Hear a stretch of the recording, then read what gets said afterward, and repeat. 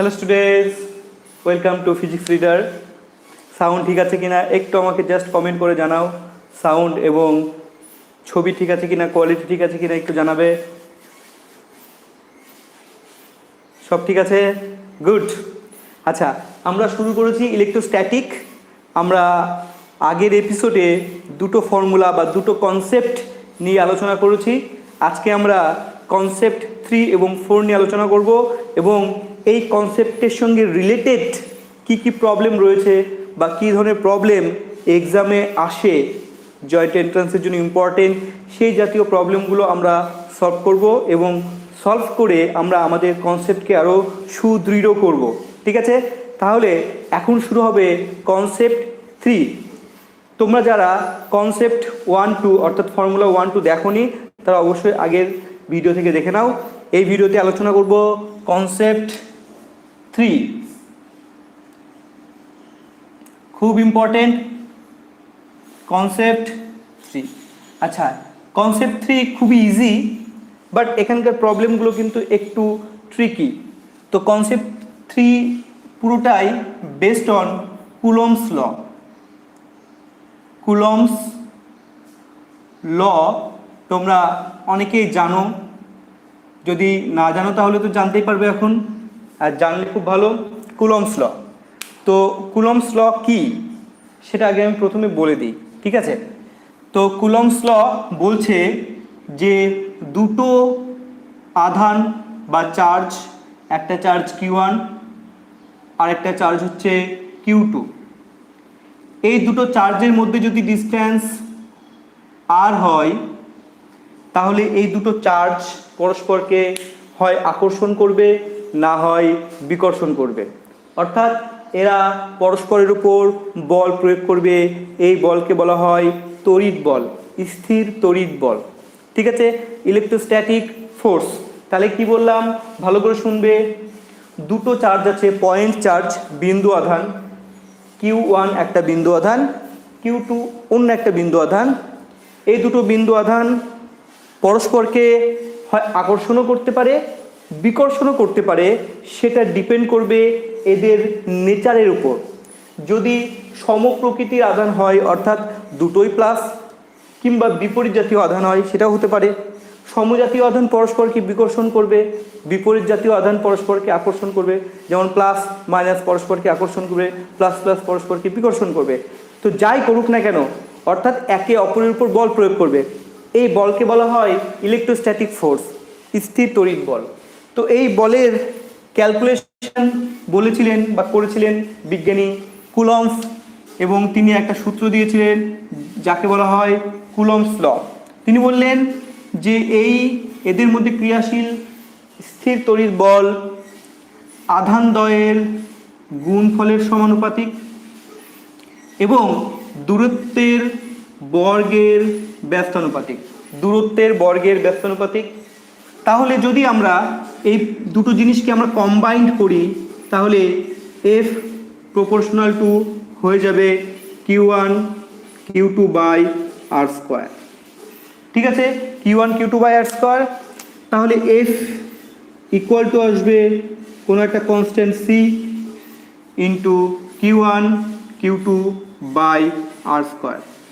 এই যে একটা কনস্ট্যান্ট আসলো এটাকে বলা হয় প্রপোর্শনালিটি কনস্ট্যান্ট বা সমানুপাতিক ধ্রুবক। এই ধ্রুবক কিন্তু একক পদ্ধতির উপর নির্ভরশীল, অর্থাৎ এসআই পদ্ধতিতে এর মান একরকম, সিজিএস পদ্ধতিতে এর মান অন্যরকম। ঠিক আছে, তাহলে মাথায় রাখবে এই কুলম্ব ধ্রুবকের মান কিন্তু একক পদ্ধতির উপর ডিপেন্ডেন্ট। ক্লিয়ার? আচ্ছা, যদি এসআই পদ্ধতিতে আমরা এই ফর্মুলাটাকে লিখি তাহলে এরকম দাঁড়াবে। এসআই পদ্ধতি তোমরা লিখে নেবে। এসআইতে ফর্মুলাটা দাঁড়াবে F ইকুয়াল টু 1/c এর পরিবর্তে আমরা লিখব 1/4 পাই এপসাইলন। ঠিক আছে, পাশে যেমন ছিল তেমন লিখব Q1 Q2 by r square. এই এপসাইলনকে বলা হয় তড়িৎ ভেদ্যতা। ঠিক আছে, তড়িৎ মাধ্যমের একটু লিখে নেবে, মাধ্যমের তড়িৎ ভেদ্যতা ইংলিশে বলবো পারমিটিভিটি অফ মিডিয়াম। পারমিটিভিটি তোমরা লিখে রাখতে পারো, মাধ্যমের তড়িৎ ভেদ্যতা, তড়িৎ ভেদ্যতা। ঠিক আছে, তাহলে মাধ্যমের তড়িৎ ভেদ্যতা, এপসাইলনের নাম কি? মাধ্যমের তড়িৎ ভেদ্যতা।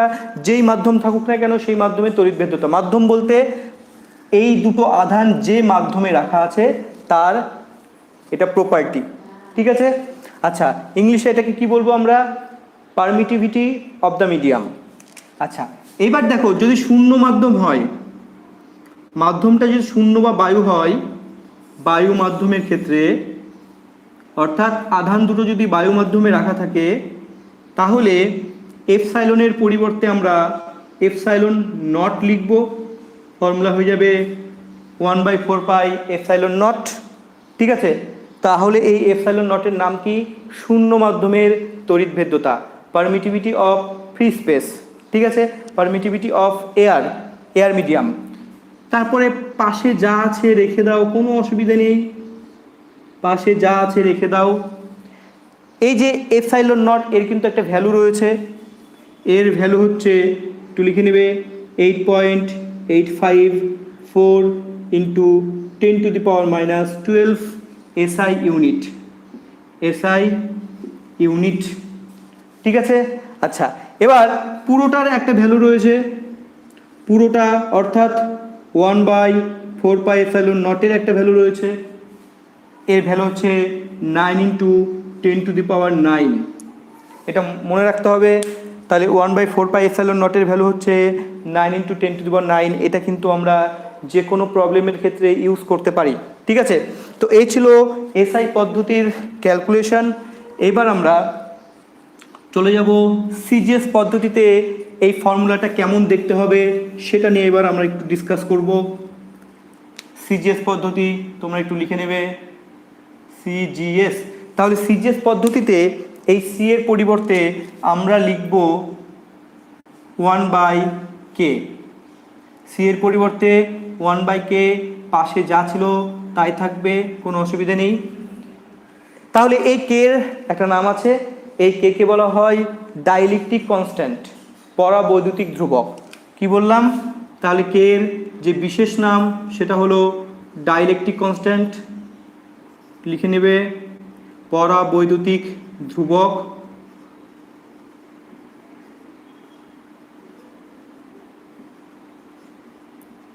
ঠিক আছে, পরাবৈদ্যুতিক ধ্রুবক। ওকে, আচ্ছা শূন্য মাধ্যমের ক্ষেত্রে, শূন্য বা বায়ু মাধ্যমের ক্ষেত্রে কে এর মান কিন্তু 1। শূন্য বা বায়ুর ক্ষেত্রে কে এর ভ্যালু 1। যদি কে এর ভ্যালু 1 বসিয়ে দাও তাহলে ফর্মুলা দাঁড়াবে F = Q1 Q2 by r square. কোনো কনস্ট্যান্ট নেই এখানে, 1 কনস্ট্যান্টের, পুরো কনস্ট্যান্টের ভ্যালু কত? 1। তাহলে কুলম্ব কনস্ট্যান্টের ভ্যালু এখানে কত? 1। F = Q1 Q2 by r square. বুঝতে পারলে কি পারলে না আমাকে কমেন্ট করে জানাও। এতটুকু কি বুঝতে পারলে সেটা আমাকে ঝটপট বলো। এবার আমরা দেখব যে পারমিটিভিটি আর ডাইইলেকট্রিক কনস্ট্যান্টের মধ্যে রিলেশন, এটাও আমাদের কাজে লাগবে। এটাও কনসেপ্ট 3 মধ্যে পড়ছে।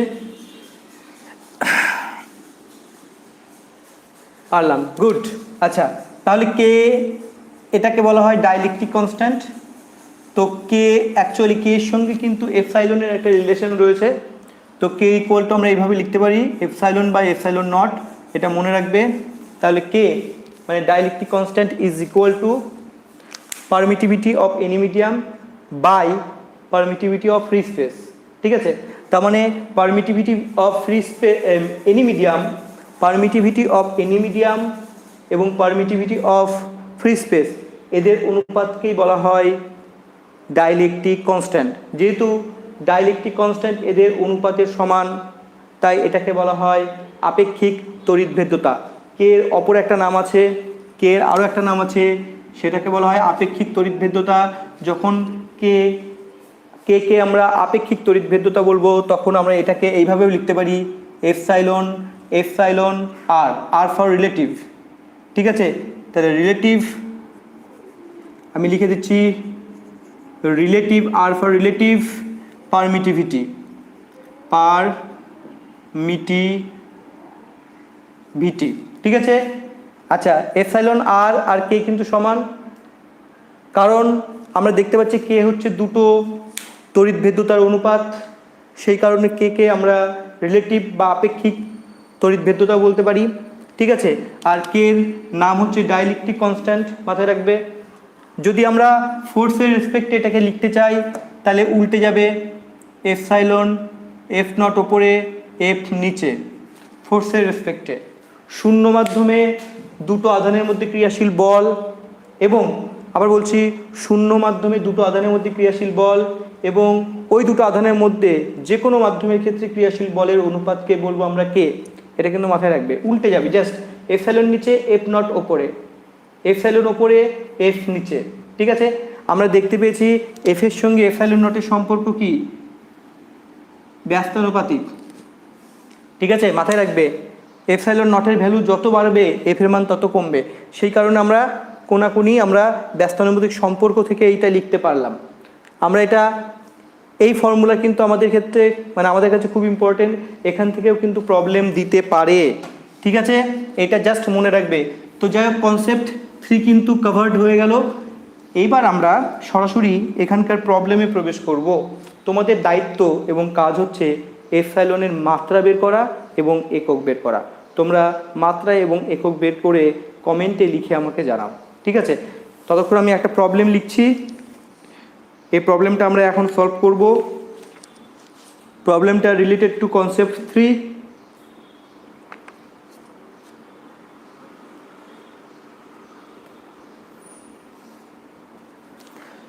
আচ্ছা,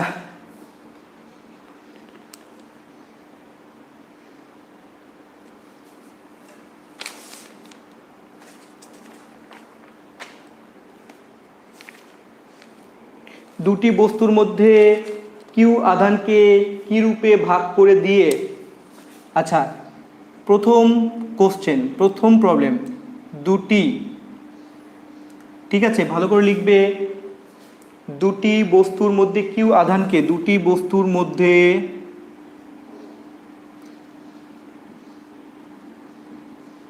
কিউ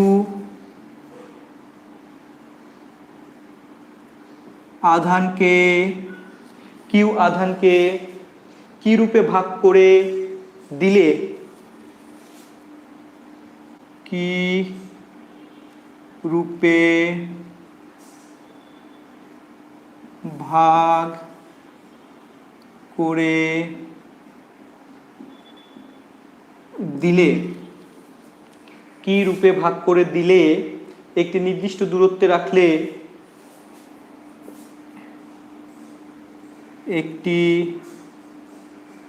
নির্দিষ্ট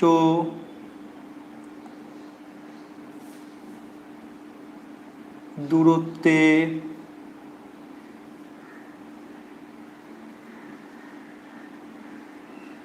রাখলে, একটি নির্দিষ্ট দূরত্বে রাখলে পারস্পরিক বিকর্ষণ বল সর্বাধিক হবে।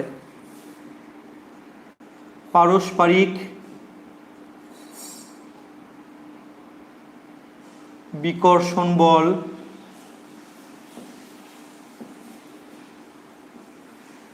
সর্বাধিক হবে। ঠিক আছে, এটা এমসিকিউ, আমি এমসিকিউ এর অপশনগুলো দিচ্ছি না, তোমরা এটা ডিরেক্ট অঙ্ক করো। ঠিক আছে, অঙ্ক করে আনসার বের করো। ওকে, তো করো দেখি।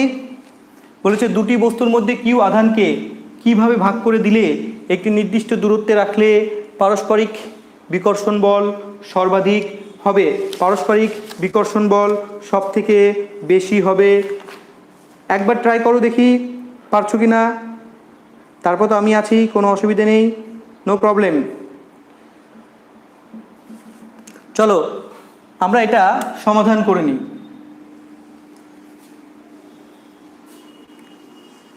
যদি কেউ ট্রাই করতে চাও তো ট্রাই করতে পারো। তো বলেছে দুটো বস্তু আছে, ভালো করে বুঝবে, দুটো বস্তু, আমি কিউ আধানকে দুটো বস্তুর মধ্যে ভাগ করে দেব।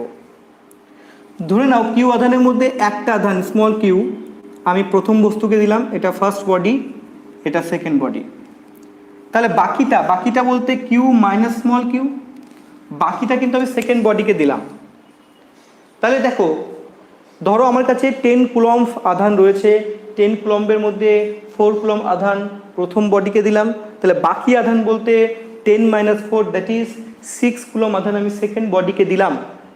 তাহলে দুটো কিন্তু একই জাতীয় আধান হয়ে গেল, তাহলে কিন্তু এরা পরস্পরকে বিকর্ষণ করবে, আর যদি বিকর্ষণ করে তাহলে বিকর্ষণ বলের মান কত হবে, মানে কিউ এর কোন মানের জন্য বিকর্ষণ বল সব থেকে বেশি হবে, অর্থাৎ আধানকে কিভাবে ভাগ করে দিলে এদের মধ্যে ক্রিয়াশীল ফার্স্ট বডি সেকেন্ড বডির মধ্যে ক্রিয়াশীল বিকর্ষণ বল সব থেকে বেশি হবে সেইটা কিন্তু আমাদের বের করতে হবে। তো সবার প্রথমে আমরা তো ভাগ করে দিয়েছি একটা কিউ, তাই না, বাকিটাকে কিউ মাইনাস স্মল কিউ, তাহলে কিউ এর মানটা আমাদের বের করতে হবে, তাই তো। তো এক কাজ করি, এদের মধ্যে দূরত্বটা আমি ধরে নিই। আমি এই দুটো বস্তুর মধ্যে দূরত্ব আমি ধরলাম আর, আর যদি হয় তাহলে এদের মধ্যে ক্রিয়াশীল বিকর্ষণ বল কত হবে, এফ ইকুয়াল টু 1/4πε0। একটা আধান কিউ, অপর আধান কি capital Q minus small Q divided by R এর স্কোয়ার। ঠিক আছে, এখানে কিন্তু আর কনস্ট্যান্ট বলেছে, একটি নির্দিষ্ট দূরত্বে রাখলে দূরত্ব এখানে কনস্ট্যান্ট, দূরত্বকে চেঞ্জ করা যাবে না, এটা কিন্তু মাথায় গেঁথে নাও। ঠিক আছে, তো যাই হোক, এবার প্রশ্ন হচ্ছে আমাকে স্মল কিউ বের করব আমরা, এটা এখানে কিন্তু বলের মানটা ম্যাক্সিমাম। তো এবার অঙ্কে আমরা একটা অধ্যায় শিখেছি চরম মান অবম মান, সেখানে জানি কোনো বস্তুর ম্যাক্সিমাম বা মিনিমাম ভ্যালুর জন্য ডেরিভেটিভ শূন্য হয়, ডেরিভেটিভ শূন্য হয়, এই টেকনিকটা আমরা কিন্তু ইউজ করব। ঠিক আছে, অর্থাৎ আমরা ডেরিভেটিভ শূন্য করব ডিএফ ডিকিউ। ঠিক আছে, এই ডেরিভেটিভটা শূন্য করব, মাথায় রাখতে হবে এই ডেরিভেটিভটা কিন্তু আমরা জিরো করব। কেন জিরো করব বুঝতে পারলে, কারণ এটা কিন্তু অঙ্কেরই একটা টেকনিক। ঠিক আছে, কিউ এর যে মানের জন্য, কিউ এর যে মানের জন্য বলের মান ম্যাক্সিমাম হবে, তো কিউ এর সাপেক্ষে যদি বলটাকে ডেরিভেটিভ করি তাহলে ম্যাক্সিমাম বলটাকে ডেরিভেটিভ করলে শূন্য হবে, এটা প্রপার্টি। তো এবার এই ডেরিভেটিভটা আমাদের বের করতে হবে। ঠিক আছে, তো কিভাবে করব, যেহেতু অনেকে তোমরা ডেরিভেটিভের কাছে, তাই আমি স্টেপ বাই স্টেপ করছি। ডিডি কিউ, কেউ যদি নিজে করতে পারো কোনো অসুবিধা নেই। আমরা এফ এর মানটা বসালাম 1/4πε0 small Q into capital Q minus small Q divided by R এর স্কোয়ার ইকুয়াল টু ডান দিকে 0। আমরা জাস্ট কি করলাম, এফ এর ভ্যালুটা পুট করলাম। এবার দেখো 1/4πε0 এবং আর এটা কিন্তু কনস্ট্যান্ট, তাই এগুলোকে আমি বাইরে বের করতে পারবো, এগুলোকে বাইরে বের করব, ডেরিভেটিভের বাইরে বের করব। তাহলে কি কি বাইরে বের করছি দেখো, 1/4πε0 আর স্কোয়ার, এটাকে বাইরে বের করলাম। তাহলে ডেরিভেটিভের মধ্যে কি থাকছে, ডিকিউ ডিটি, মধ্যে আমি গুণ করে দিচ্ছি small Q into capital Q minus small q এর স্কোয়ার, আমি গুণ করে লিখলাম। ঠিক আছে, এবার আমাদের ডেরিভেটিভ করতে হবে। তো ডেরিভেটিভ আমি এই সাইডে করছি, দেখো বাম দিকে যেটা আছে সেটা রেখে দাও, দরকার পড়লে তুমি এটাকে যদি ডান দিকে পাঠিয়ে দাও তো 0 হয়ে গেল, এই পুরো কনস্ট্যান্ট পার্টটাকে ডান দিকে পাঠিয়ে দিলে 0 হয়ে যাবে, তাহলে আমি এটা লিখছি না। এবার আমরা জাস্ট ডেরিভেটিভ করব। দেখো কিউ এর রেসপেক্টে স্মল কিউ এর ডেরিভেটিভ 1, আর ক্যাপিটাল কিউ কিন্তু কনস্ট্যান্ট, একটা নির্দিষ্ট পরিমাণ আধান আমি দিয়েছিলাম, এখানে ক্যাপিটাল কিউটা কিন্তু কনস্ট্যান্ট, কারণ যে আধানটা আমি দিয়েছি সেই আধানটাই ডিভাইড হয়ে গেছে, তা মোট আধান কিন্তু কনস্ট্যান্ট, কিউটা হচ্ছে মোট আধান। তাহলে কিউ এর সাপেক্ষে স্মল কিউ এর ডেরিভেটিভ 1, তাহলে 1 যদি করি তাহলে ক্যাপিটাল কিউ থাকছে শুধু। আর এখানে দেখো কিউ এর সাপেক্ষে কিউ এর স্কোয়ারের ডেরিভেটিভ করব, তাহলে তোমরা ভালো করে জানো এই ডেরিভেটিভের ক্ষেত্রে 2 সামনে আসবে, পাওয়ার 1 কমে যাবে, 2 সামনে আসবে, পাওয়ার 1 কমে যাবে, আর ডান দিকে কি আছে 0, আমি কনস্ট্যান্ট পার্টটাকেও ডান দিকে নিয়ে গেছি, 0 হয়ে গেছে। তাহলে এখান থেকে যদি আমরা স্মল কিউ বের করি তাহলে এটা হয়ে যাবে ক্যাপিটাল কিউ বাই 2, অর্থাৎ যদি আমরা সমান ভাগে বিভক্ত করে দিই কিউ আধানকে, একে অর্ধেক দিলাম একে অর্ধেক দিলাম, তাহলে তাদের মধ্যে বিকর্ষণ বল কিন্তু ম্যাক্সিমাম হবে। এই অঙ্কটা যদি একবার শিখে নাও, পরীক্ষায় যদি দেয় তাহলে কিন্তু ডিরেক্ট তোমরা করতে পারবে। সমান আধান আমাদের সমানভাবে বিভক্ত করতে হবে আধানকে। ঠিক আছে, তো যাই হোক, তাহলে কিন্তু আমরা একটা প্রবলেম সলভ করলাম, কেউ বুঝতে পারলে কি পারলে না আমাকে জানাবে। আমি আনসারটা রেখে দিচ্ছি, কোশ্চেনটা আমি মুছে দিলাম। এবার অন্য একটা কোশ্চেন নিয়ে আমরা ডিসকাস করব, কোশ্চেন নাম্বার 2। ঠিক আছে, এইবার চলে আসবো নেক্সট প্রবলেমে। আচ্ছা, সবাই লিখে নেবে সুন্দর করে। বায়ু মাধ্যমে দুটি বিন্দু আধানের মধ্যে পারস্পরিক আকর্ষণ বল। বায়ু মাধ্যমে দুটি বিন্দু আধানের মধ্যে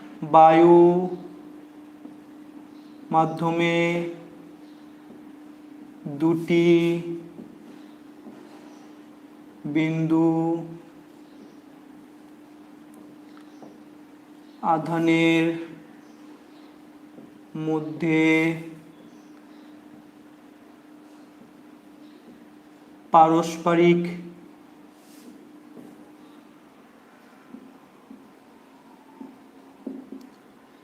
আকর্ষণ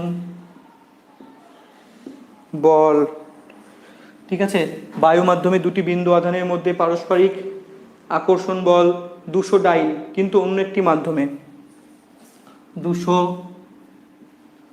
ডাইন DYN। ঠিক আছে, কিন্তু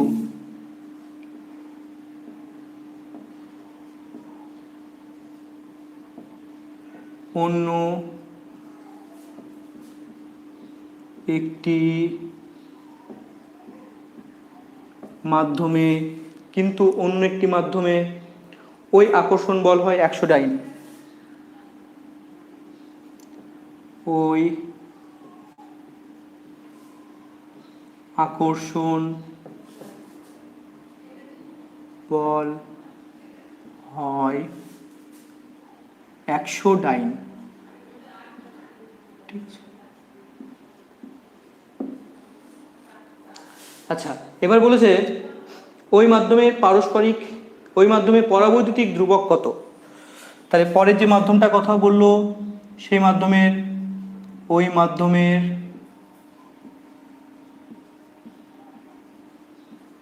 পরাবৈদ্যুতিক ধ্রুবকের মান কত।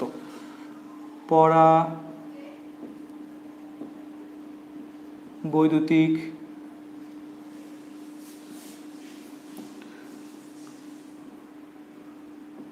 ধ্রুবকের মান কত। ঝটপট আনসারটা করো দেখি, প্রবলেম সলভ করো দেখি।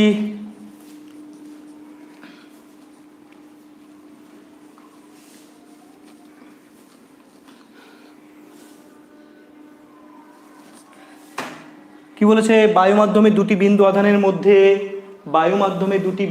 মধ্যে পারস্পরিক আকর্ষণ বল 200 ডাইন, কিন্তু অন্য একটি মাধ্যমে ওই আকর্ষণ বল হয়ে যায় 100 ডাইন। তাহলে ওই মাধ্যমের পরাবৈদ্যুতিক ধ্রুবকের মান কত হবে। একটু আগে আমরা একটা কনসেপ্ট নিয়ে আলোচনা করলাম, k equal to F naught by F. K হচ্ছে পরাবৈদ্যুতিক ধ্রুবক, k equal to F naught by F. এবার এফ নট মানে কি, বায়ু মাধ্যমে বল। ঠিক আছে, তো বায়ু মাধ্যমে বল কিন্তু বলে দিয়েছে 200 ডাইন। বায়ু মাধ্যমে বল কত বলেছে, 200 ডাইন। তাই আমরা কি বসাবো, এফ নটের পরিবর্তে 200 বসাবো। আর অন্য কোনো মাধ্যমে বলের ভ্যালু হচ্ছে 100 ডাইন। তাহলে আমাকে ঝটপট হিসাব করে বলো আনসার কত হচ্ছে। ঠিক আছে, তাহলে আনসার হয়ে যাবে 2। ভেরি ইজি, তাই না? খুব সহজ। প্রবলেমটা যত বড় সলিউশন তার থেকেও ছোট, 2 হবে। গুড, 2 হবে। সবাই এটা বুঝতে পারলে? এবার চলো আমরা নেক্সট প্রশ্ন নিয়ে আলোচনা করব।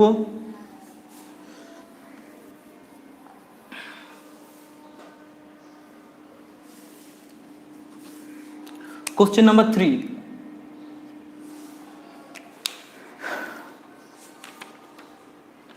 আচ্ছা, এবার লিখবে কোনো একটি মাধ্যম এতে দুটি বিন্দু আধানের মধ্যে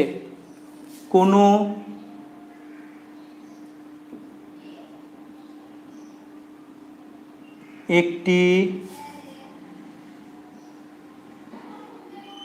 মাধ্যম এতে দুটি বিন্দু আধানের মধ্যে, তাহলে বলেছে কোনো একটি মাধ্যম এতে দুটি বিন্দু আধানের মধ্যে পারস্পরিক আকর্ষণ বল 4 নিউটন।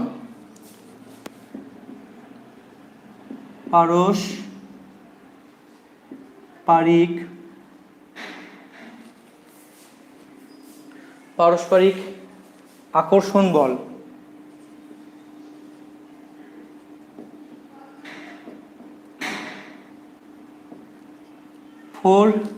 সম্ভবত নিউটন, 4 নিউটন,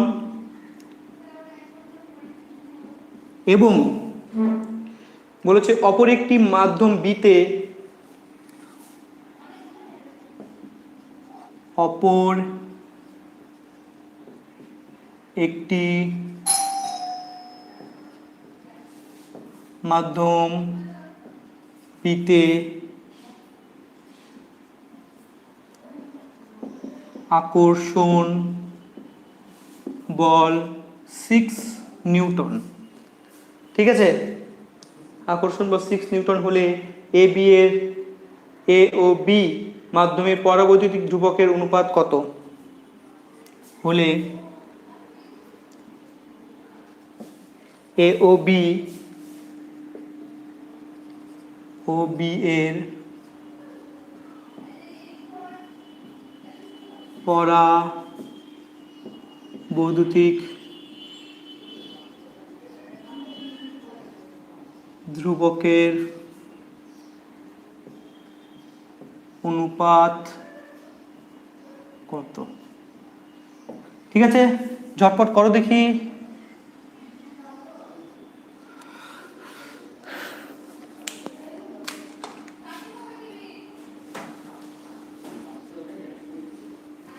কি বলেছে? কোনো একটি মাধ্যম এতে, দেখো আমরা কুলম্বের যে ফর্মুলাটা জানি, সেখানে আমরা জানি যে বল এবং পরাবৈদ্যুতিক ধ্রুবক ব্যস্তানুপাতিক, তাই না? বল এবং পরাবৈদ্যুতিক ধ্রুবক হচ্ছে ব্যস্তানুপাতিক। তাই আমরা এটাকে উল্টে দিতে পারি। আমরা এইভাবেও করতে পারি, পরাবৈদ্যুতিক ধ্রুবকের অনুপাত চেয়েছে, তার মানে কে এ বাই কে বি। তাহলে এটাকে আমরা এইভাবে লিখতে পারি না? দেখো ব্যস্তানুপাতিক যেহেতু, তাহলে F B by F A, very easy, 3:2 উত্তর বেরিয়েছে একজনের। তাহলে কে এ বাই কে বি, এ মাধ্যম আর বি মাধ্যমে পরাবৈদ্যুতিক ধ্রুবকের অনুপাত হচ্ছে বি মাধ্যমে আকর্ষণ বল বা এ মাধ্যমে আকর্ষণ বল।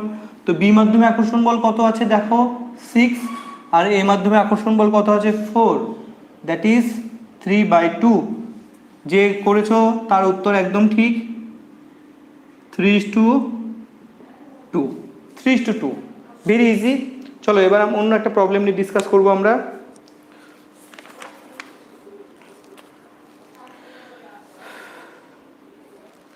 নেক্সট প্রবলেম, সবাই ভালো বুঝতে পারছো? এই অঙ্কটা কি বুঝতে পারলে? জানাও আমাকে, এটা কি বুঝতে পারলে কি পারলে না, কমেন্ট করে জানাও।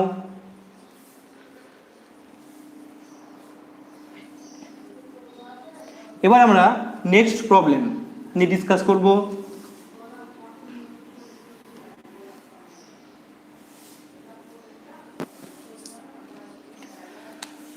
প্রবলেম নাম্বার 4 সম্ভবত, ঠিক আছে?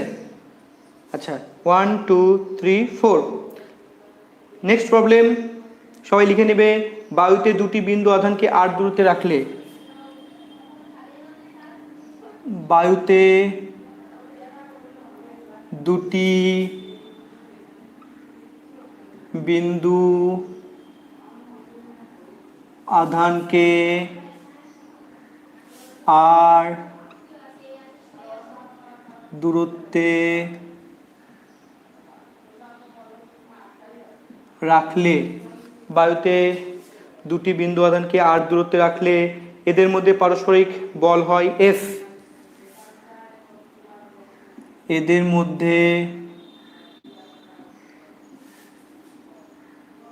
বল হয় মানে পারস্পরিক বল হয়, ঠিক আছে, এফ, ঠিক আছে। আচ্ছা, নেক্সট বলেছে আধান দুটিকে অন্য একটি মাধ্যমে r/2 দূরত্বে রাখলে আধান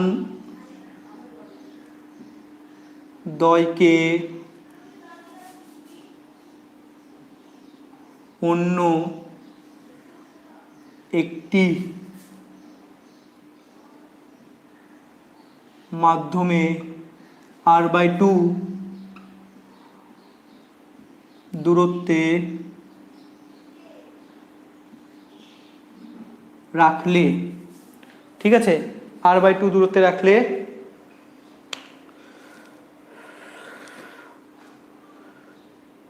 পারস্পরিক বল হয় এফ, রাখলে পারস্পরিক বল হয় এফ, মানে বল কিন্তু সেম, ঠিক আছে। আর দূরত্বে রাখলেও যে বলটা কাজ করে দুটো আধানের মধ্যে, অন্য কোনো মাধ্যমে যদি আধান দুটোকে রাখা হয় r/2 দূরত্বে, তাহলে কিন্তু বলের মানটা কিন্তু সেম হচ্ছে।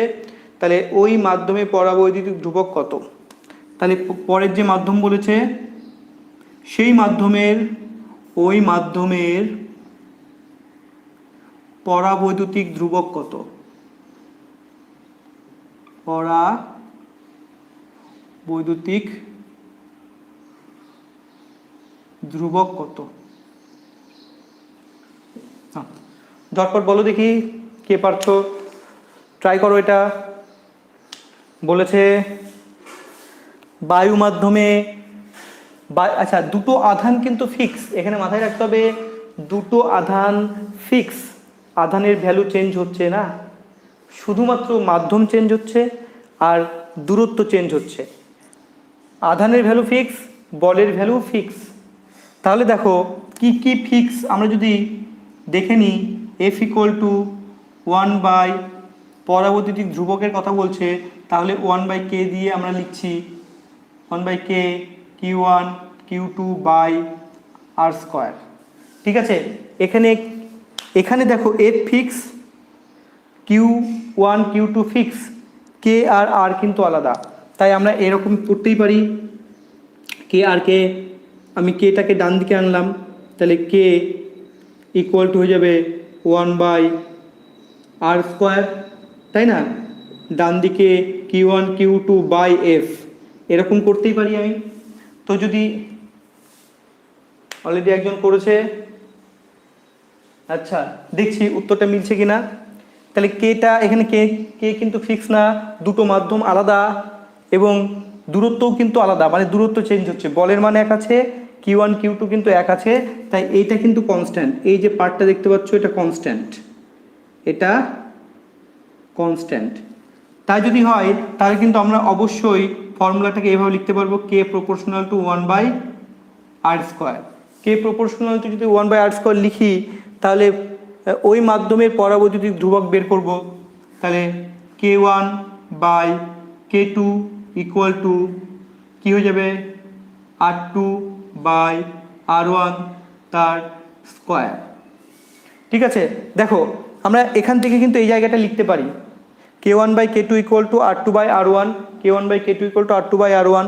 এবার বলেছে যে বায়ুতে প্রথম মাধ্যমটা বায়ু, প্রথম মাধ্যম মানে ফার্স্ট মাধ্যমটা বায়ু, আর বায়ু মাধ্যমে পরাবৈদ্যুতিক ধ্রুবক কিন্তু এক, এটা আমরা জানি, ঠিক আছে। বায়ু মাধ্যম মানে k1 মাধ্যম, এটা বায়ু মাধ্যম যার পরাবৈদ্যুতিক ধ্রুবক এক, কারণ প্রথম মাধ্যমটা বলে দিয়েছে বায়ু মাধ্যম, ঠিক আছে। আচ্ছা পরের মাধ্যমটা অন্য মাধ্যম, তাই k2-র জায়গায় আমি কে লিখছি, তাহলে দ্বিতীয় মাধ্যমে পরাবৈদ্যুতিক ধ্রুবক কে লিখলাম, এই কে এর মানটা বের করব। আচ্ছা প্রথমে দূরত্ব কত ছিল, প্রথমে দূরত্ব ছিল আর, দেখো প্রথমে দূরত্ব ছিল আর, তাই r1-এর জায়গায় আর বসাবো। আর পরে দূরত্ব কত হলো, r2/2, r/2, 2 নিচে নেমে গেল স্কোয়ার, ঠিক আছে। তাহলে আর আর কেটে গিয়ে 1/4 হচ্ছে, দেখো ভেতরে আর আর কেটে যাচ্ছে, 2 এর স্কোয়ার 4, তাহলে আমরা দেখতে পাচ্ছি কে ইকুয়াল টু হয়ে যাবে 4, K equal to 4। Car answer মিলেছে বলো, ঝটপট বলো, কে ইকুয়াল টু 4 হবে।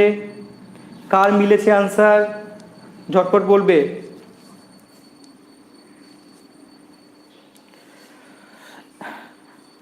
এই অঙ্ক কিন্তু খুবই ইজি অঙ্ক, জাস্ট তোমাকে একটু ডিজাইন করতে হবে নিজের মতো করে।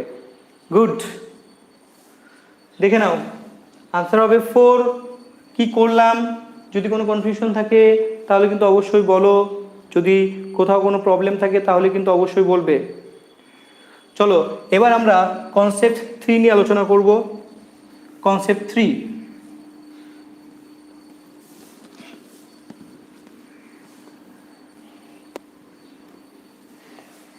কনসেপ্ট 3 আলোচনা হয়ে গেল। কনসেপ্ট 4, আচ্ছা concept 4 based on electric field intensity. ঠিক আছে, ইলেকট্রিক ফিল্ড এর ওপর আমরা আজকে আলোচনা করব। কনসেপ্ট 4-এ ইলেকট্রিক ফিল্ড।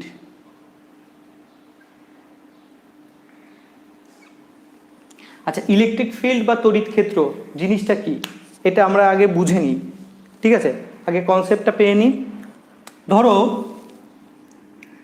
কোথাও কোনো একটা আধান আছে ক্যাপিটাল কিউ, তো এই আধান কি করে অন্য আধানকে, আশেপাশে থাকা অন্য আধানগুলোকে আকর্ষণ করে কিংবা বিকর্ষণ করে। অর্থাৎ একটা আকর্ষণ ক্ষেত্র তৈরি করে বা বিকর্ষণ ক্ষেত্র তৈরি করে, একটা বলের ক্ষেত্র তৈরি করে, একটা অঞ্চল তৈরি করে। তুমি যদি আধান থেকে দূরত্ব বাড়াও, আকর্ষণ বল বিকর্ষণ বলের মান ধীরে ধীরে কমতে থাকে। তাহলে যে কোনো আধান তার চারপাশে একটা প্রভাব তৈরি করে, একটা অঞ্চল তৈরি করে। ওই অঞ্চলের মধ্যে যদি অন্য কোনো আধান রাখা হয়, তাহলে ওই অন্য আধানের উপর কিন্তু এই আধানটা বল প্রয়োগ করবে। সেটা হতে পারে আকর্ষণ বল, সেটা হতে পারে বিকর্ষণ বল। তার মানে একটা বল ক্ষেত্র তৈরি করে, আর এই বল ক্ষেত্রকে বলা হয় তড়িৎ ক্ষেত্র। তাহলে আধান চারিপাশে যে অঞ্চল জুড়ে তার আকর্ষণ বা বিকর্ষণ বল কায়েম রাখে, সেই অঞ্চলটাকে বলবো আমরা তড়িৎ ক্ষেত্র, ইলেকট্রিক ফিল্ড। ফিল্ড মানেই অঞ্চল। ঠিক আছে, তাহলে চারিপাশে একটা অঞ্চল তৈরি হচ্ছে এই আধানের জন্য, এবং এই অঞ্চলের মধ্যে কিন্তু আকর্ষণ বা বিকর্ষণ বলের মান সব জায়গায় এক নয়, কোথাও বেশি কোথাও কম। ঠিক আছে, তুমি যদি অঞ্চলের মধ্যে এখানে একটা আধান রাখো তাহলে একরকম বল কাজ করবে, ওই আধানটা যদি কাছে নিয়ে যাও আর একরকম বল কাজ করবে। ঠিক আছে, তাহলে আকর্ষণ বা বিকর্ষণ বলের মান সব জায়গায় কিন্তু এক হচ্ছে না। তাহলে কোথায় কেমন সেটা বোঝার জন্য, ভালো করে বুঝবে, আকর্ষণ বা বিকর্ষণ বলের মান এই তড়িৎ ক্ষেত্রের মধ্যে কোথায় কেমন সেটা বোঝার জন্য একটা প্যারামিটার, একটা রাশি আমরা ব্যবহার করি। সেটাকেই বলা হয় ইলেকট্রিক ফিল্ড ইন্টেন্সিটি, তড়িৎ ক্ষেত্র প্রাবল্য, তড়িৎ প্রাবল্য, তড়িৎ ক্ষেত্র প্রাবল্য। ঠিক আছে, তাহলে তড়িৎ ক্ষেত্র প্রাবল্য জিনিসটা কি এবার বোঝা যাক। এই যে তড়িৎ ক্ষেত্র রয়েছে, কিউ আধানের জন্য চারিপাশে একটা অঞ্চল তৈরি হয়েছে। এই অঞ্চলের মধ্যে তড়িৎ ক্ষেত্র মানে এই আধানের প্রভাব কিন্তু সব জায়গায় সমান নয়, কোথাও বেশি কোথাও কম। সেই প্রভাবটা জানার জন্য আমরা কি করব, আমরা নতুন একটা ভৌত রাশি ব্যবহার করব, যাকে বলবো আমরা তড়িৎ ক্ষেত্র প্রাবল্য বা তড়িৎ ক্ষেত্রের তীব্রতা। ঠিক আছে, ইলেকট্রিক ফিল্ড ইন্টেন্সিটি। ইন্টেন্সিটি মানে কি, প্রাবল্য বা তীব্রতা। তাহলে আমরা কি করব, ধরো আমরা এই কিউ আধান থেকে আর দূরত্বে, এই দূরত্বটা হচ্ছে আর, আমি প্রভাবটা জানতে চাই। তাহলে আমরা এখানে একক ধনাত্মক আধান রেখে দেব। কি করব, আমরা একটা আধান রাখবো। ঠিক আছে, একক ধনাত্মক আধান, ভ্যালু কত, একক ধনাত্মক। ঠিক আছে, তো এই একক ধনাত্মক আধানের ওপর এই আধানটা, যে আধান চারিদিকে তড়িৎ ক্ষেত্র তৈরি করেছে সেই আধানটা, এই আধানকে বলা হয় সোর্স চার্জ। ঠিক আছে, সোর্স চার্জ, সোর্স মানে উৎস, এই তড়িৎ ক্ষেত্রের উৎসকে এ। তাহলে এই মূল আধান থেকে আমি আর দূরত্বে একটা একক ধনাত্মক আধান রেখেছি। তাহলে এই একক ধনাত্মক আধানের উপরও কিন্তু একটা বল প্রযুক্ত হচ্ছে, এবং কে বল প্রয়োগ করছে, এই মূল আধানটা বল প্রয়োগ করছে। ঠিক আছে, তো এই একক আধানের উপর যে বলটা প্রযুক্ত হচ্ছে সেই বলটাকে বলবো এই বিন্দুর তড়িৎ ক্ষেত্র প্রাবল্য। কি বলবো? এই একক আধানের উপর প্রযুক্ত বলকে বলবো আমরা এই বিন্দুর আর দূরত্বে যে বিন্দুটা নিয়েছো সেই বিন্দুর তড়িৎ ক্ষেত্র প্রাবল্য বা তড়িৎ ক্ষেত্রের তীব্রতা, ইলেকট্রিক ফিল্ড ইন্টেন্সিটি। এবং তাহলে এই বলটাকেই আমরা লিখব, এই তড়িৎ ক্ষেত্র প্রাবল্যকে আমরা ই দিয়ে প্রকাশ করব।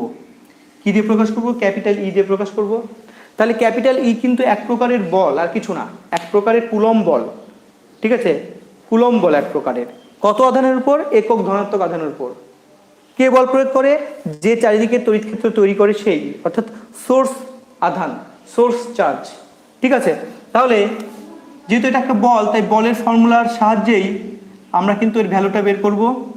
শূন্য মাধ্যম যদি হয় তাহলে এপসাইলন নট লিখবো, 1/4πε0। আমি বুঝতেই পারছি এসআই পদ্ধতি নিয়ে আলোচনা করছি। তাহলে ই হচ্ছে কি? এই একক আধানের উপর প্রযুক্ত বল। এই বলটা কত হবে? আধান দ্বয়ের গুণফল। একটা আধান ক্যাপিটাল কিউ, একটা আধান ক্যাপিটাল কিউ, আর একটা আধান কি? একক আধান মানে 1। আধান দ্বয়ের গুণফল বাই দূরত্বের স্কয়ার, বাই দূরত্বের স্কয়ার। ঠিক আছে,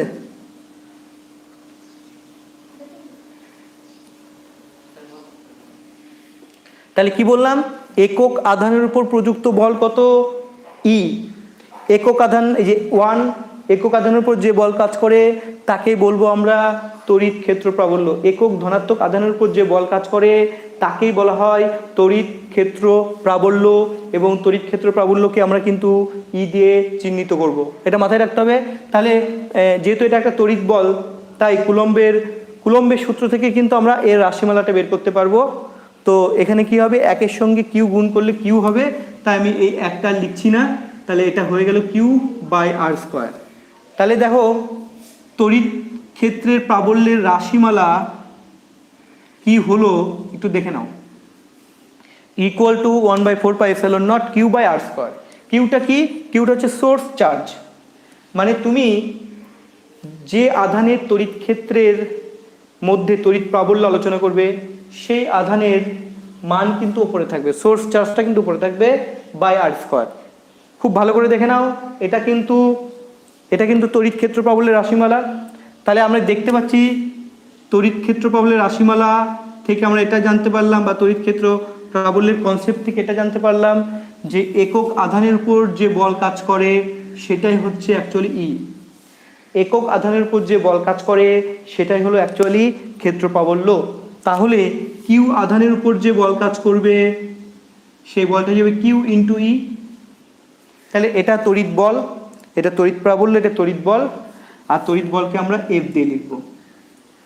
আবার শোনো ভালো করে কি বললাম, একক আধানের উপর যে বল কাজ করে সেটাই তড়িৎ প্রাবল্য ই। স্মল কিউ আধানের উপর যে বল কাজ করবে সেটা হচ্ছে কিউ ইন্টু ই, এবং এটাকে এফ দিয়ে আমরা চিহ্নিত করব। তাহলে q E equal to F. ঠিক আছে, তাহলে আমরা কিন্তু তড়িৎ বল আর ক্ষেত্র প্রাবল্যের মধ্যে একটা রাশিমালা পেয়ে গেলাম। তড়িৎ বল এফ ইকুয়াল টু, তাহলে একটু লিখে নাও সবাই, তড়িৎ বল এফ ইকুয়াল টু আধান কিউ ইন্টু তড়িৎ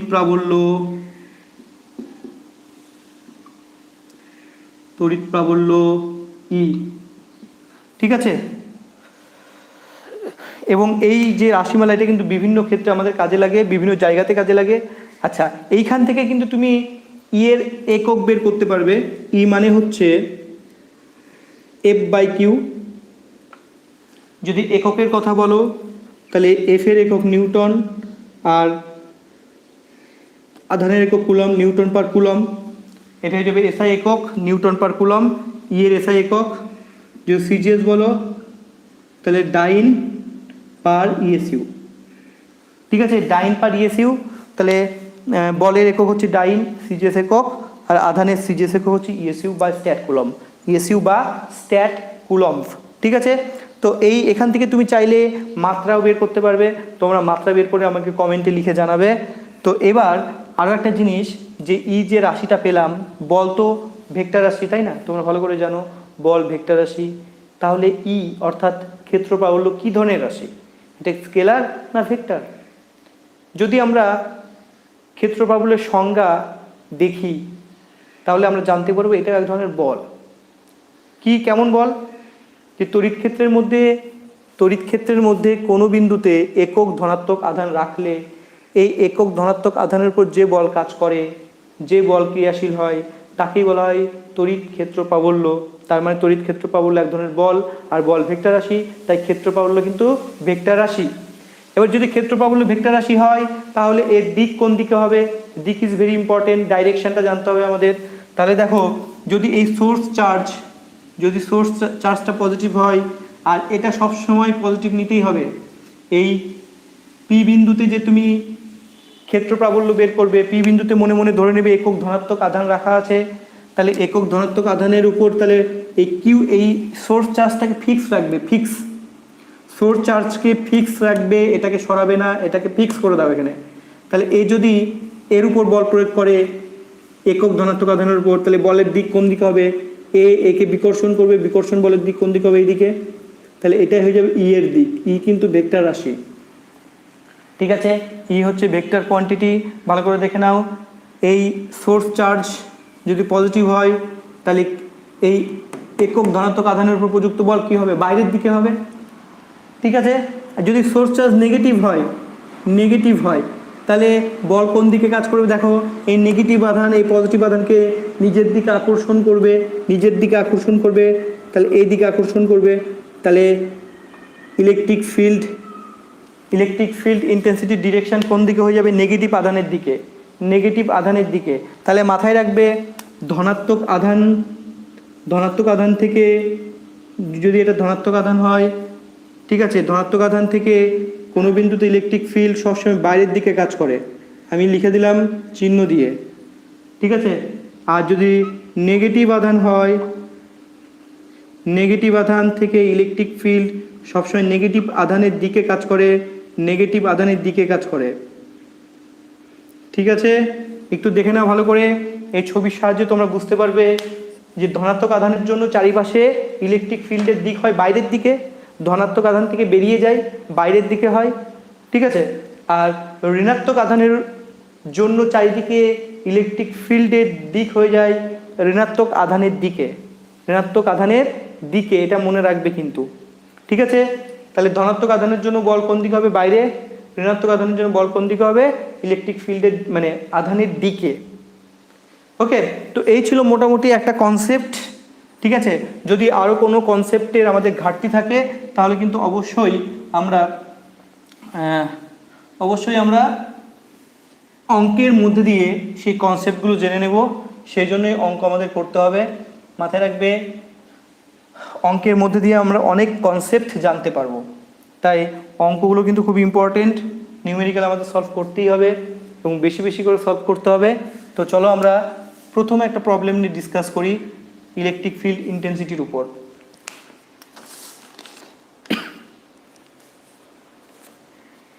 আচ্ছা, প্রবলেমটা সবাই লিখবে। এম ভরে একটি তৈলবিন্দুর আধান,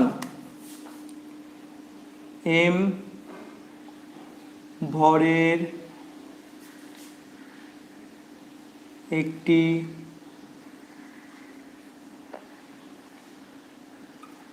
তৈলবিন্দুর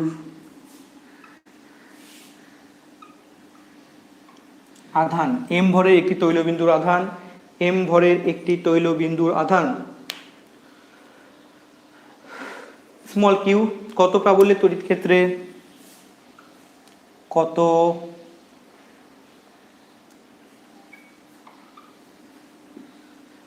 প্রাবল্যের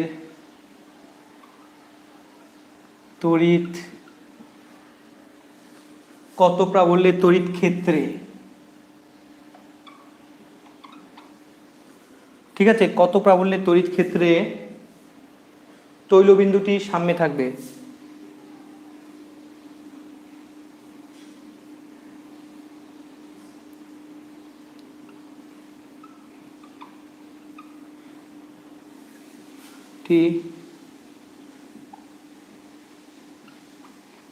সামনে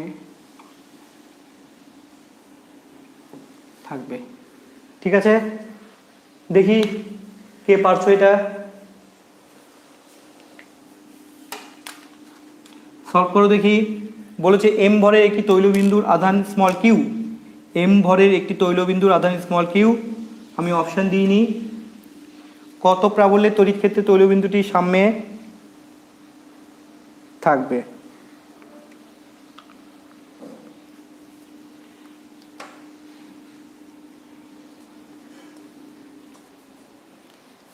কত প্রাবল্যের তড়িৎ ক্ষেত্রে তৈলবিন্দুটি সামনে থাকবে? আচ্ছা দেখো, তড়িৎ ক্ষেত্রের প্রাবল্য বের করতে হবে। তাহলে একটা আধান আছে কিউ, এই আধানের ভর এম, তাহলে ওজন কত হবে? এমজি।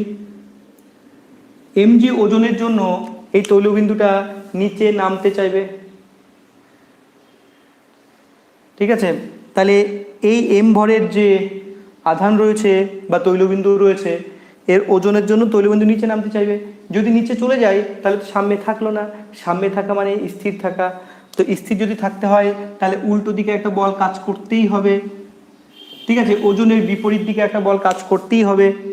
যদি এই দুটো বল পরস্পর সমান এবং বিপরীত হয়ে যায়, বিপরীত তো দেখতেই পাচ্ছ, যদি পরস্পর সমান হয়ে যায় অর্থাৎ এফ ইকুয়াল টু যদি এমজি হয়ে যায়, তাহলে কিন্তু এই তৈলবিন্দু সামনে থাকবে, ঠিক আছে?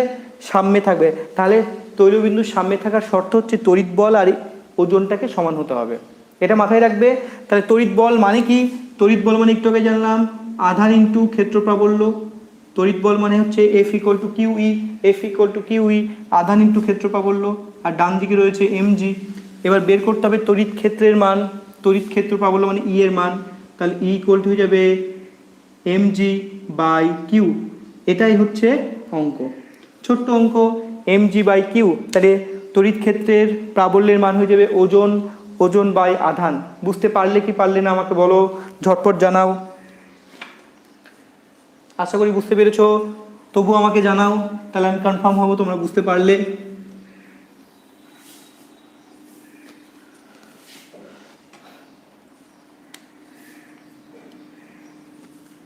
ঠিক আছে, নেক্সট প্রবলেম, ঝটপট বলো, কমেন্টে জানাও বুঝতে পারলে কি পারলে না। পেরেছো? সুচি পেরেছে, তারপরে রিয়েল ফ্রেন্ডস সেও পেরেছে, তাই তো? পেরেছে ধরে নেব। তোমাদের নামগুলো এই ইউটিউবে অদ্ভুত, রিয়েল ফ্রেন্ডস, একদিন আমি দেখছিলাম অ্যানিম্যাল লাভার্স। আচ্ছা চলো নেক্সট একটা প্রবলেম নিয়ে আমরা ডিসকাস করি। লেখো, খুব ভালো প্রবলেম। এ ও বি বিন্দুতে দুটি বিন্দু আধান রাখা আছে। এ ও বি বিন্দুতে দুটি বিন্দু আধান রাখা আছে। এ ও বি বিন্দুতে দুটি বিন্দু আধান রাখা আছে, ভালো কথা। তাদের মান যথাক্রমে 40 এসইউ ও 90 এসইউ। আচ্ছা, তাদের মান যথাক্রমে, তাদের মান যথাক্রমে 40 ইএসইউ ও 40 ইএসইউ, ঠিক আছে? 40 ইএসইউ ও 90 ইএসইউ, 90 ইএসইউ, ঠিক আছে দাঁড়িয়ে। এবার বলেছে এ বি ইকুয়াল টু 10 সেমি হলে তাদের সংযোজী রেখার এ বি ইকুয়াল টু 10 সেমি হলে, এ বি ইকুয়াল টু 10 সেমি হলে তাদের সংযোজী রেখার এ বি, এ থেকে হলে তাদের সংযোজী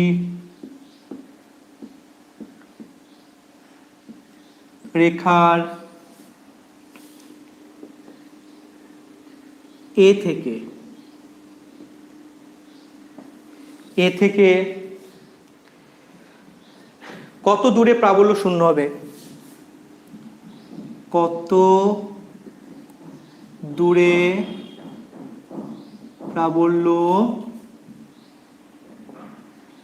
শূন্য হবে। ঠিক আছে, কত দূরে প্রাবল্য শূন্য হবে। চলো এই প্রবলেমটা আমরা সলভ করে নিই। খুব ভালো প্রবলেম, ভিবিআই দিয়ে রাখছি। ঠিক আছে, খুব সুন্দর প্রবলেম, তোমরা একবার ট্রাই করো দেখি। বলেছে এ এবং বি দুটো বিন্দু, বারবার পড়বে, দুটো বিন্দুতেই আধান রাখা আছে, দুটো বিন্দুতে আধান রাখা আছে, একটাতে 40 এসইউ, একটাতে 90 এসইউ। বলেছে তাদের মধ্যে দূরত্ব, এ বি এর মধ্যে দূরত্ব 10 সেমি বলে দিয়েছে, 10 সেমি। তাহলে এ থেকে কত দূরে প্রাবল্য শূন্য হবে, তড়িৎ প্রাবল্য শূন্য হবে। ঠিক আছে, তো আমি একটা ডায়াগ্রাম আঁকছি। ধরো এটা এ বিন্দু, এটা বি বিন্দু। ঠিক আছে, এ বিন্দুতে 40 ইএসইউ আধান রাখা আছে, আর বিতে 90 ইএসইউ আধান রাখা আছে। এই দুটো বিন্দুকে আমরা একটা রেখা দিয়ে কানেক্ট করলাম, একটা রেখা দিয়ে কানেক্ট করেছি, এটা সংযোজী রেখা। তো এ বি এর মধ্যে দূরত্ব কিন্তু বলে দিয়েছে এ বি ইকুয়াল টু 10 সেমি, এ বি ইকুয়াল টু 10 সেমি বলে দিয়েছে। ঠিক আছে, এবার প্রশ্ন হচ্ছে, বলেছে এদের সংযোজী রেখার কোথায় কোথায় প্রাবল্য শূন্য হবে। তো আমরা একটু চেক করে নিই, তিনটে অবস্থান রয়েছে, তিনটে অবস্থান। ঠিক আছে, বলেছে তাদের সংযোজী রেখার এ থেকে কত দূরে, মানে এর বাম দিকে, এর ডান দিকে, কোন দিকে, এ থেকে কত দূরে, মানে এ হচ্ছে এটা, এ থেকে কত দূরে বলতে এই দিকেও হতে পারে, এ থেকে ডান দিকেও হতে পারে। তাহলে কোন দিকে তড়িৎ প্রাবল্য শূন্য হবে। তো তোমরা যদি এই সিস্টেমটা দেখো, তাহলে সিস্টেমে অবস্থান আছে, জায়গা আছে তিনটে। একটা হচ্ছে এর বাম দিকে, একটা হচ্ছে এ বি এর মধ্য অংশ, একটা হচ্ছে বি এর ডান দিকে। 3 রকম অবস্থান আছে। এবার 3 রকম অবস্থানের কোথায় তড়িৎ প্রাবল্য শূন্য হতে পারে সেটা আমাদের একটুখানি ডিসকাস করতে হবে, এবং এটাই কিন্তু কনসেপ্টের জায়গা। তো আমরা কি করব, প্রথমে আমরা এর বাম দিকে একটা পয়েন্ট নেব, পি পয়েন্ট।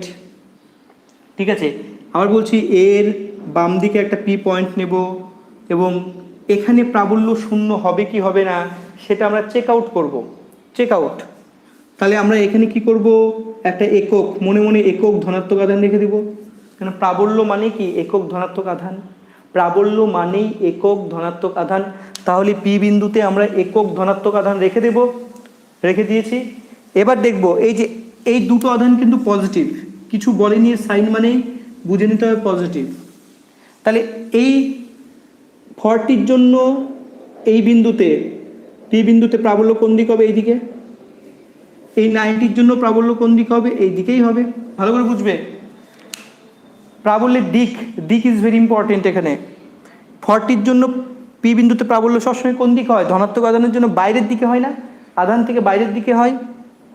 এই 90ও তো ধনাত্মক আধান, তাহলে এই ধনাত্মক আধানের জন্য প্রাবল্য পি বিন্দুতে বাইরের দিকেই হবে, বাইরের দিকেই হচ্ছে, তাই না।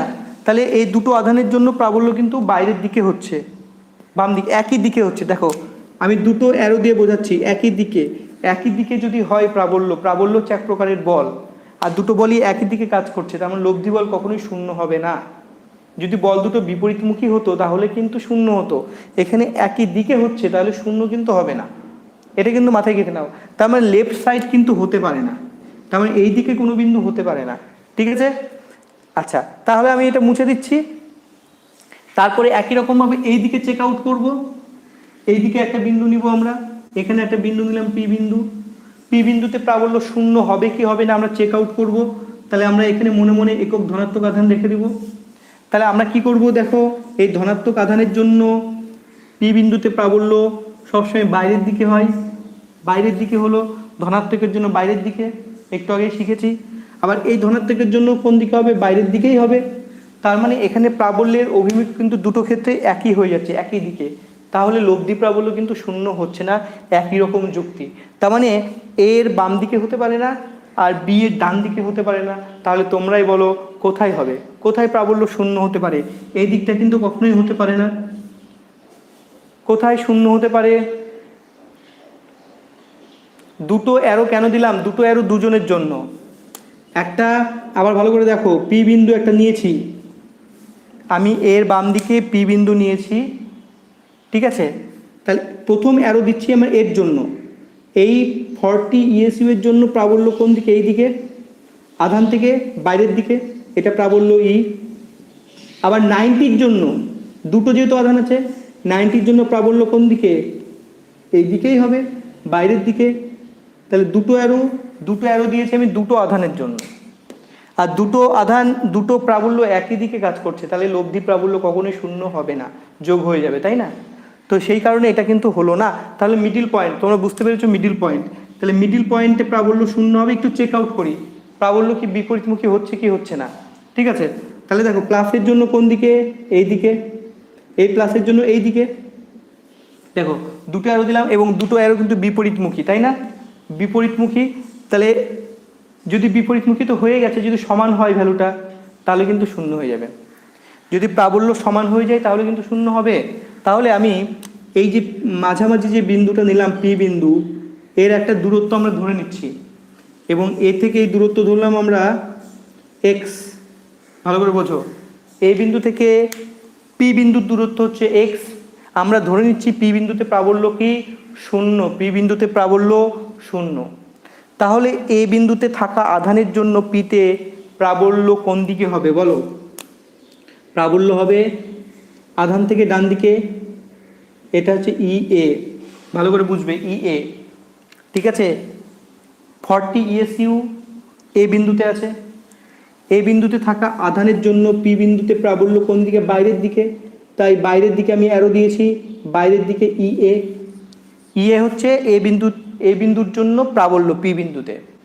ঠিক একই রকমভাবে বি বিন্দুর জন্য প্রাবল্য কি হবে? ইবি, ইবি, তাই না? এবং সেটা কোন দিকে? বাইরের দিকে। এই দুটো পরস্পর বিপরীতমুখী এবং সমান যদি হয় তাহলে লব্ধি প্রাবল্য কি হবে? সমান হলে লব্ধি প্রাবল্য শূন্য হবে। এইটা কিন্তু এক্স। তার মানে পি বিন্দুতে প্রাবল্য শূন্য হওয়ার জন্য ই এ ইকুয়াল টু ইবি হতে হবে। দেখো বুঝতে পারলে কি পারলে না? বুঝতে না পারলে বলো, ঝটপট বলো। বুঝতে কি পারলে? এইটা যদি বুঝতে পারো বাস অর্ধেক কাজ আমাদের নেমে গেছে, ঠিক আছে? অর্ধেকের বেশি কাজ কিন্তু আমরা করে ফেলেছি। আমাকে ঝটপট জানাও এটা বুঝতে পারলে কি না। যদি বুঝতে না পারো বলো, ঝটপট বলো। ইয়ে এবং ইবি কেন সমান হবে? কারণ লব্ধি প্রাবল্যকে 0 হতে হবে। পি বিন্দুতে লব্ধিকে 0 হতে হবে। 0 হলে অবশ্যই সমান এবং বিপরীতমুখী হতে হবে। বিপরীতমুখী তো হয়েই গেছে, দেখতেই পাচ্ছ, ঠিক আছে? তাহলে সমান করলাম আমরা। প্রথমে আমরা ইয়ে বের করব। ইয়ে হচ্ছে এই বিন্দুর জন্য, তাহলে ইয়ে কত হবে? দেখো 1/4 পাই। আচ্ছা, সিজিএস পদ্ধতিতে যেহেতু বলেছে আধানের ভ্যালুগুলো সিজিএস পদ্ধতিতে, এটা Q1, এটা Q2, আধানের মান Q1 Q2। তাহলে ই এ কত হবে? দেখো ইয়েতে আধান কত আছে? Q1, আধান বাই দূরত্বের স্কয়ার মানে এক্স স্কয়ার। বুঝলে কি বুঝলে না? দেখো আধান, এ বিন্দুতে আধান হচ্ছে Q1, আর পি বিন্দুর দূরত্ব কত? এক্স। পি বিন্দুর দূরত্ব কত? এক্স। তাহলে আধান বাই দূরত্বের স্কয়ার। এবার প্রশ্ন হচ্ছে সামনের কনস্ট্যান্ট কোথায় গেল? সামনের কনস্ট্যান্টটা কোথায় গেল? যেহেতু আমি বলে এখানে যেহেতু সিজিএস পদ্ধতির কথা বলা হয়েছে, ইএসইউ ইএসইউ, আর সিজিএস পদ্ধতি শূন্য মাধ্যমে কনস্ট্যান্টের ভ্যালু কত হয়ে যায়? 1, তাই না? আমি লিখেছিলাম, তাহলে আমি সেই জন্য কনস্ট্যান্টটাকে এখান থেকে উড়িয়ে দিলাম, কনস্ট্যান্ট থাকবে না, 1, ঠিক আছে? আচ্ছা, এবার দেখো বি বিন্দুতে আধান কত আছে? Q2 বাই দূরত্ব কত হবে? পুরো দূরত্ব হচ্ছে কত? 10। পুরো দূরত্ব কিন্তু 10 সেমি। 10 সেমি থেকে তুমি এক্স বাদ দিয়ে দাও, এই যে এক্স, তাহলে এই পি থেকে বি এর দূরত্ব হয়ে যাবে 10 মাইনাস এক্স, 10 মাইনাস এক্স তার স্কোয়ার। আচ্ছা, তোমরা যদি ভ্যালুগুলো বসিয়ে দাও, Q1 এর ভ্যালু কত আছে? 40, আর Q2 এর ভ্যালু কত আছে? 90। তাহলে কাজ হবে। বলো বুঝতে পারলে কি পারলে না? এই জায়গাটা বুঝতে পারলে কি না পারলে না বলো, ঝটপট বলো।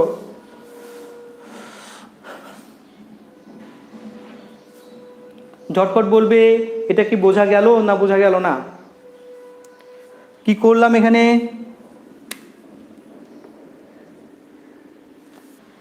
বিতে আধান আছে 90, বি থেকে পি এর দূরত্ব কত? পুরোটা যদি 10 হয়, 10-এর মধ্যে এতটুকু যদি এক্স হয়, বাকিটা হয়ে যাবে 10 minus x, 10 minus x square.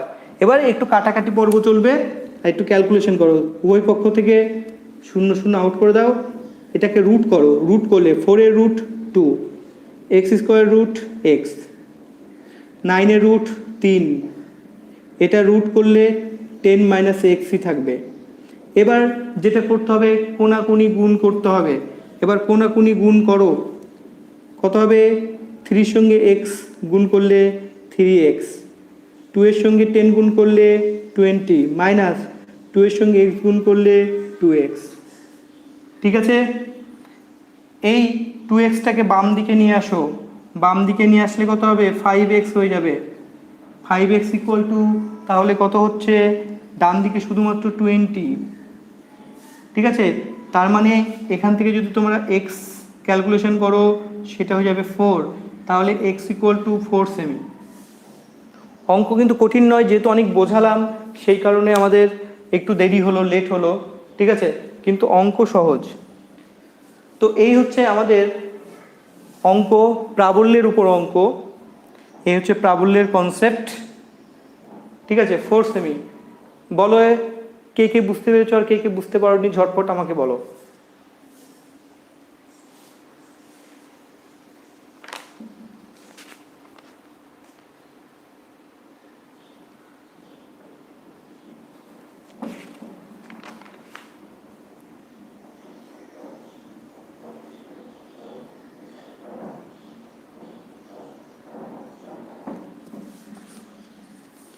সবাই বুঝতে পেরেছো আশা করি।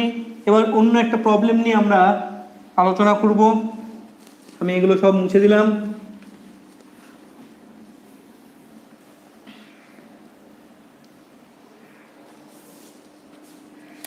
Problem number 3। ঠিক আছে, আচ্ছা প্রবলেমটা সবাই লিখবে। E vector equal two, E vector equal two বলে দিয়েছে এখানে, E vector equal two 2i cap plus 3j cap, 2i cap plus 3j cap, 2i cap plus 3j cap Newton পার কুলম। নিউটন পার coulomb, এটা তড়িৎ প্রাবল্যের একক, Newton পার coulomb. প্রাবল্যের তড়িৎ ক্ষেত্রে 2 coulomb পরিমাণ আধানের, প্রাবল্যের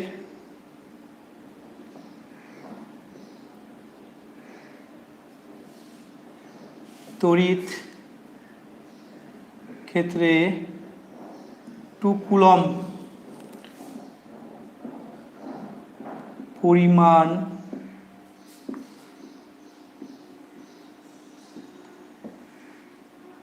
আধানের, 2 কুলম পরিমাণ আধানের, ঠিক আছে, 2 কুলম পরিমাণ আধানের R equal to, R vector equal to, R vector equal to I cap plus J cap metre সরণ ঘটানো হলো। সরণ ঘটানো হলো। ঠিক আছে, কৃতকার্য কত হবে? কৃতকার্য কত হবে? ঠিক আছে, এই হচ্ছে প্রবলেম। তাহলে প্রবলেমে কি কি দিয়েছে? তড়িৎ ক্ষেত্র প্রাবল্যের একটা ভেক্টর ফর্ম দিয়েছে। ঠিক আছে, আধানের পরিমাণ দিয়েছে 2 কুলম আধান, আর দিয়েছে সরণ, সরণ দিয়ে দিয়েছে। তাহলে বের করতে হবে কৃতকার্য, মানে ওয়ার্ক ডান বের করতে হবে। তাহলে তোমরা ভালো করে জানো work done equal to, work done W equal to F dot S, ঠিক আছে, বল ইন্টু সরণ এবং অবশ্যই ডট প্রোডাক্ট। বল ভেক্টর কোয়ান্টিটি, সরণ ভেক্টর কোয়ান্টিটি এবং এদের ডট প্রোডাক্টই হলো ওয়ার্ক ডান, ঠিক আছে, এটা তোমরা জানো ভালো করে। এবার বল মানে কি, এখানে বল হচ্ছে আধান ইন্টু ক্ষেত্র প্রাবল্য, ঠিক আছে। আধান কত, আধান 2 কুলম্ব। আমি যদি কিউটাও লিখি এখানে, কিউ ইন্টু ই, বল equal to q E, F equal to q E formula আজকে শিখেছি আমরা, F equal to q E dot S. তো কিউ এর মান কত, এবার মানগুলো বসাবো। কিউ এর মান 2, ই এর ভ্যালু বসাও 2 I cap plus 3 J cap dot S এর ভ্যালু বসাও। এস মানে এখানে অ্যাকচুয়ালি আর, এটাই কিন্তু এস, ঠিক আছে, এটাই এস, সরণ বলে দিয়েছে সরণ, তাহলে I cap plus J cap, ঠিক আছে। এবার ডট প্রোডাক্ট করতে হবে, ডট প্রোডাক্টের সামনে 2 আছে রেখে দাও। এবার ডট প্রোডাক্ট তোমরা জানো সবসময় সম, এগুলো কি বলো, I cap J cap, I cap J cap এগুলো সম একক ভেক্টর, তাই না, মানে একক ভেক্টর অ্যাকচুয়ালি বিভিন্ন অক্ষ বরাবর, এক্স অক্ষ বরাবর একক ভেক্টর হচ্ছে আই ক্যাপ, ওয়াই অক্ষ বরাবর জে ক্যাপ, জেড অক্ষ বরাবর কে ক্যাপ।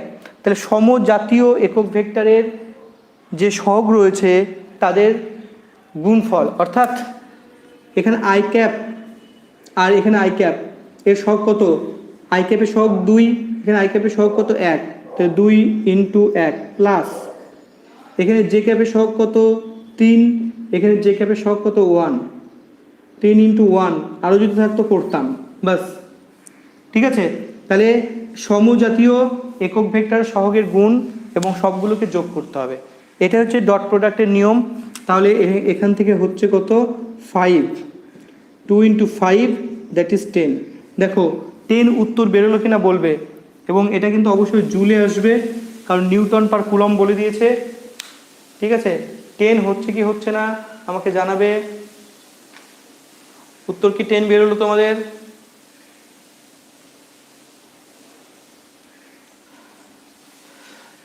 গুড, 10 বেরিয়েছে।